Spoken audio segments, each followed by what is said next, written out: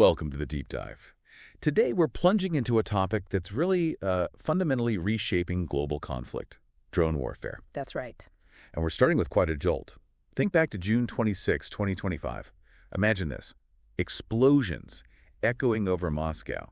Not on some distant battlefield, but right there in the capital itself. Like unprecedented. We're talking precise attacks, targeting critical military infrastructure, command support systems in Zelenograd, mobile radar points out in Didovsk, communication centers in Moskovskoye. And the reports coming out were, well, pretty stark. Russia's S-400 air defense systems, the ones thought almost impenetrable. They failed. They failed. Clear blind spots exposed. Vulnerabilities that Ukrainian intelligence clearly knew how to exploit. What's truly groundbreaking here, it seems, is that these Moscow attacks weren't just isolated incidents, were they? They feel like a pivotal moment. Absolutely. They reveal how a, relatively low-cost asymmetric drone campaign can punch far above its weight. It exposes systemic vulnerabilities, even in defenses that look rock solid on paper. So it fundamentally rewrites the rules of engagement in modern conflict. It does, and as we'll explore, it's also throwing up some really complex questions about international law, accountability, all of that. Absolutely. So our mission today is to really dig into the insights from the source material you've shared with us. We want to help you, our listeners, understand the profound implications of this new era of conflict. So with that dramatic opening, let's really dive into the details of those Moscow strikes. Yeah. How exactly did they unfold? Okay, so June 26th.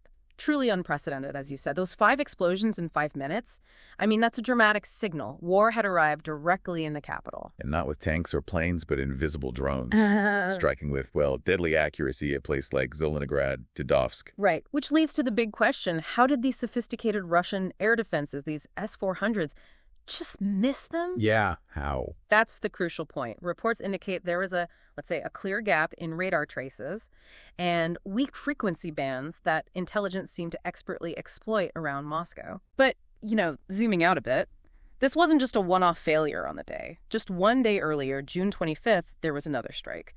Ukraine hit the Atlant facility down in Taganrog. Atlant? What's that? It's been described as Russia's electronic warfare brain. Critically, Atlant managed the air defense software codes, specifically the ones around Moscow. Okay. So its collapse effectively, it paralyzed Moscow's air defense reflexes. And here's the kicker.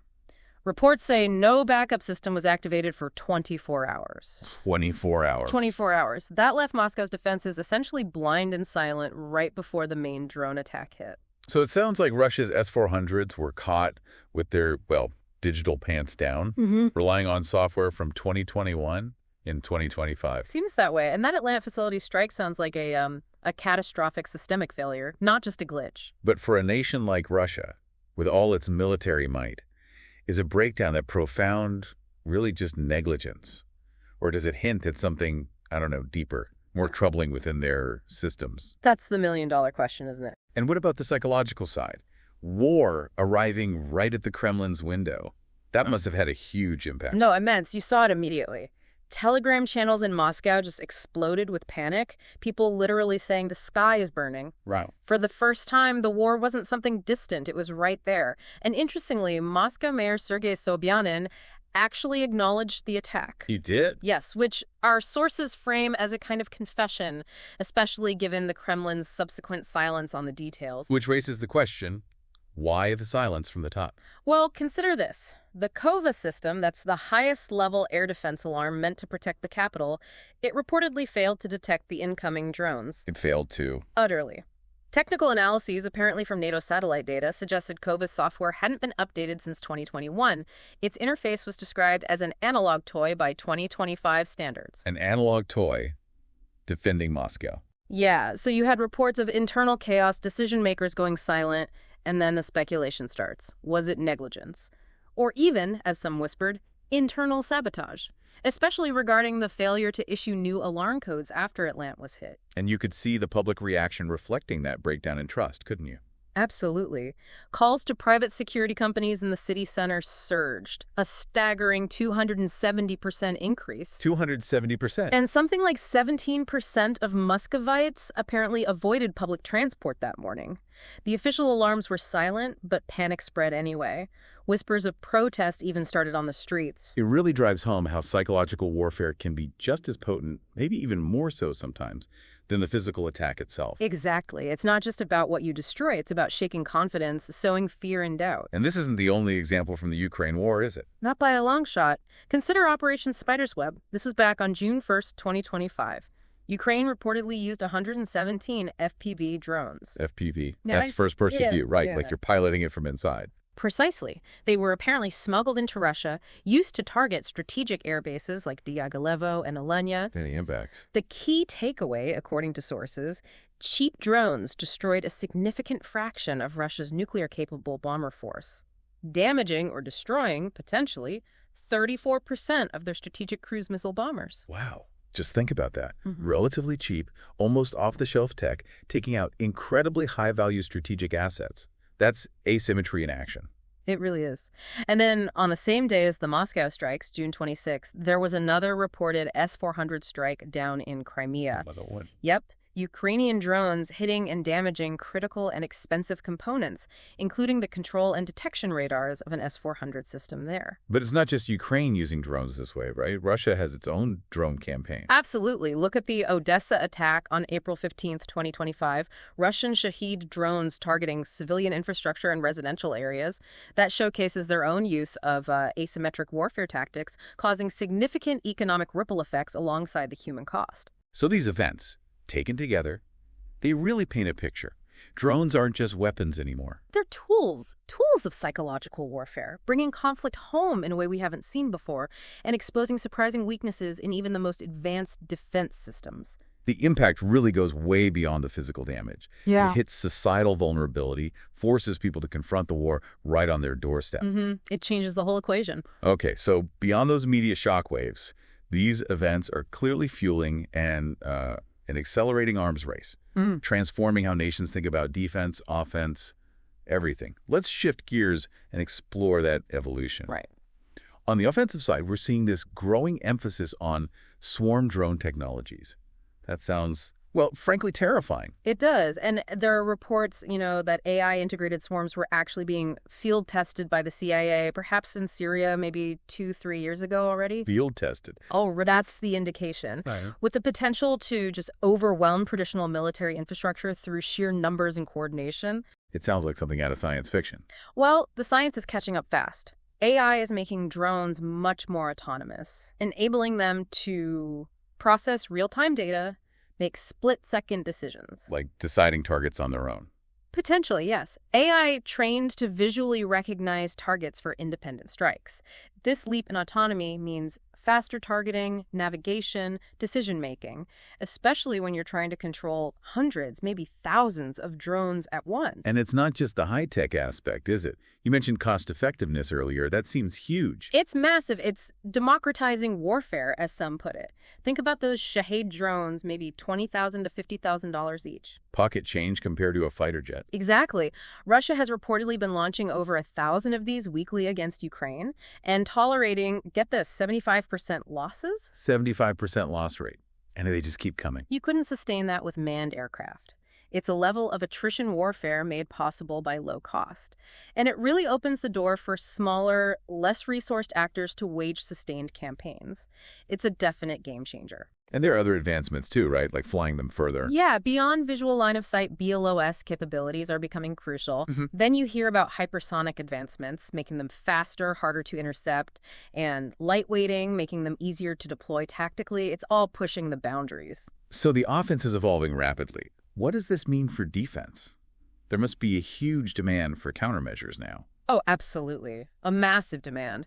We're seeing things like anti-drone machine guns with AI targeting, point defense systems being bolted onto armored vehicles, even more sensitive reactive armor specifically designed for drone threats. It sounds like a frantic scramble to catch up. To some extent, yes. But the real core of this defensive revolution, the dominant factor, is electronic warfare. EW. Jamming, hacking. Jamming, hacking, spoofing, even potentially EMPs, electromagnetic pulses, that's becoming crucial.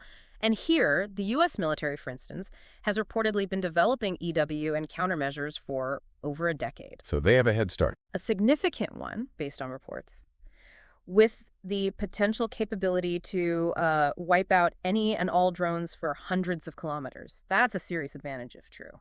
So it sounds like tanks aren't necessarily obsolete then, but they have to change radically. You've hit on it precisely. Tanks aren't dead, but they're undergoing a metamorphosis, adapting, adjusting armor, integrating EW, adding anti-drone systems. Like Israel's Drone Dome. Exactly. Israel's Drone Dome system, which they've had in use since 2016, is a prime example of that rapid adaptation. So this changes the whole concept of air superiority, too. Fundamentally, traditional air superiority controlling the skies with jets is breaking down. It's being replaced by the need to secure this new air littoral. Air littoral. Yeah, think of it as that lower altitude space, the domain of these low-end drone threats, an area where a small, cheap drone can suddenly be just as dangerous strategically as a multi-million-dollar fighter jet.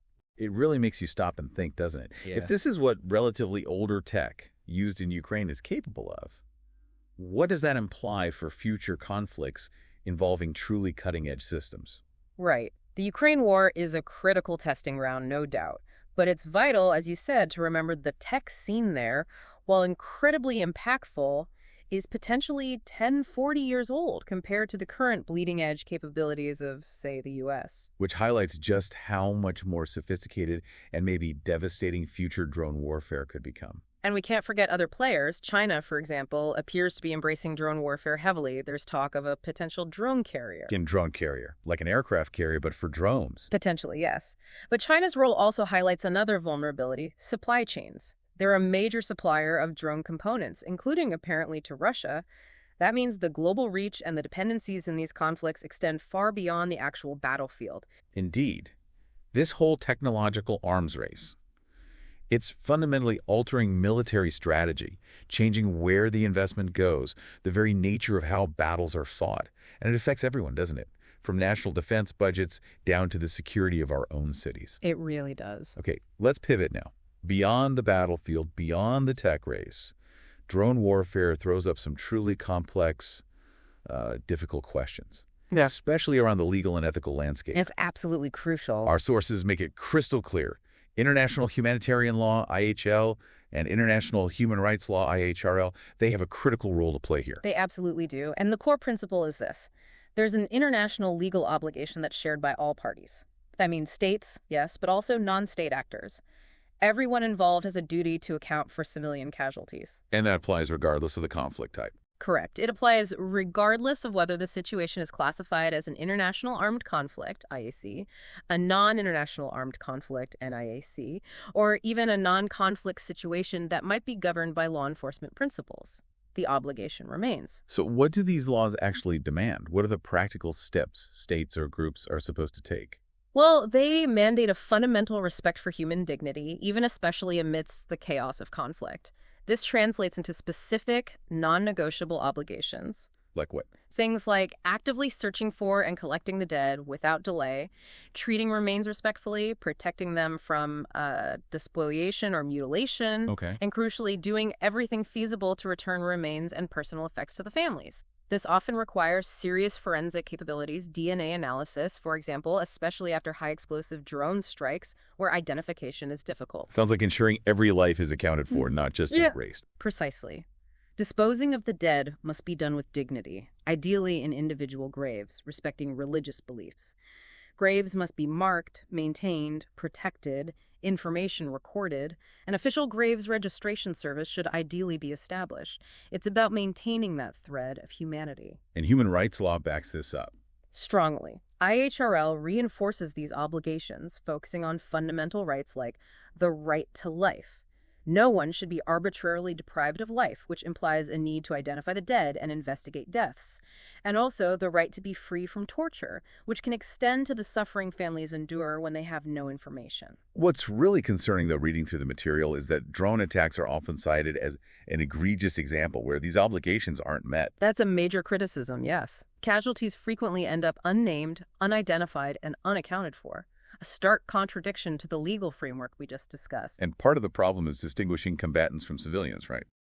Especially when, as the sources note, suspected militant leaders wear civilian clothes. It's incredibly difficult. The definition of direct participation in hostilities is often contentious. Who counts as a legitimate target? And what about indirect participants? Think supply contractors, logistics personnel. Under IHL, they should generally retain civilian immunity, but they often get caught in the crossfire or are even targeted directly. It's a messy picture. But the responsibility isn't just on the drone operator, is it? No, it's a joint responsibility. Those who launch and control the drones, say, the U.S. in some contexts, and those who authorize or consent to their use on their territory, perhaps Pakistan or Yemen in past examples, they share accountability. Even non-state actors. Even non-state actors have a specific but still very real responsibility under IHL, and critically, claiming technical difficulties or the fog of war doesn't absolve parties of these fundamental responsibilities. It's not an excuse. And if these attacks happen outside a recognized armed conflict zone, they could be considered extrajudicial killings, couldn't they? That's another major legal concern, yes. The location and context matter enormously. This really drives home the point then. Beyond the immediate battlefield destruction, drone warfare presents this profound challenge to our established legal norms, to basic human rights. It really does. It demands global attention to ensure accountability, to ensure justice, and to uphold that fundamental human dignity, even when the weapons become remote and seemingly detached. Wow. What a deep dive this has truly been. We've seen how drone warfare has just dramatically shifted the battlefield, hasn't it? Moving conflict from faraway fronts right into capital cities, changing the whole psychology of war. And we've explored that accelerating arms race driven by AI, by low-cost tech, fundamentally reshaping military strategies, investment priorities all around the world. And finally, we've really highlighted those complex and often tragically unfulfilled legal and ethical obligations around civilian casualties, emphasizing that accountability under human rights law and IHL applies to everyone involved, no matter the technology they use. It's a complex web, no doubt. It really leaves us with a provocative thought for you, our listeners, to consider. As this drone technology makes warfare more precise, maybe more cost-effective, perhaps less reliant on putting your own soldiers directly in harm's way, does that inadvertently lower the threshold for starting a conflict? It's a critical question. What does this democratization of warfare, as you called it, truly mean for future global stability? Does it make state-on-state conflicts more likely? Or maybe more asymmetric conflicts? And maybe most importantly, how might it continue to blur those lines of accountability, making it even harder to assign blame and ensure justice when all the smoke clears? Something we'll all need to grapple with.